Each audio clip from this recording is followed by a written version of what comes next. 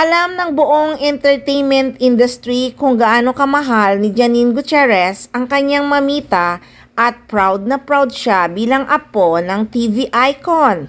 Sa isang Instagram post ni Janine, binigyan niya ng tribute ang pinakamamahal na lola nung nabubuhay pa ito. Hindi na kaya pang lumipad, huwag nang ibo sa alaot na pinuhat nga na ngayon. Dahil kasakit at ang nangyari ay nahulog, ngunit parang nakulipan. Pagmanaw ang buhay ko, may isang bibig, may isang bibig, may isang bibig na iyan.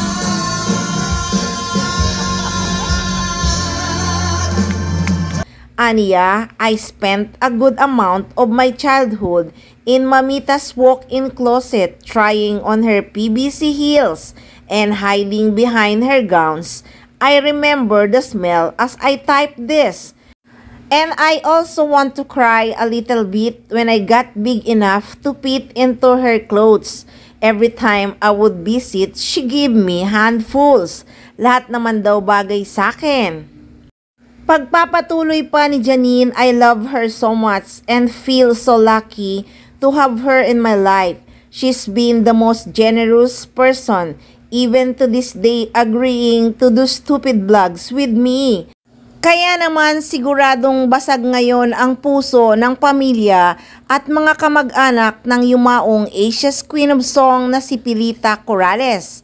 At lalong-lalong basag na basag ang puso ngayon ni Miss Janine Gutierrez dahil sobra niyang love ang kanyang mamita. At isa rin ang veteran sampagita actor na si Eddie Gutierrez sa mga malalapit kay Pilita Corrales. Nagkaroon kasi sila ng relasyon noong araw at may isa silang anak na si Ramon Christopher Gutierrez.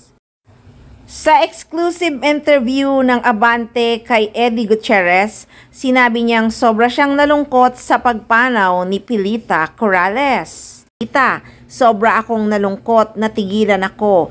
I prayed for the internal repose of her soul. Then nag-reminisce ako ng mga nakaraan namin, yung masasayang pinagsamahan namin.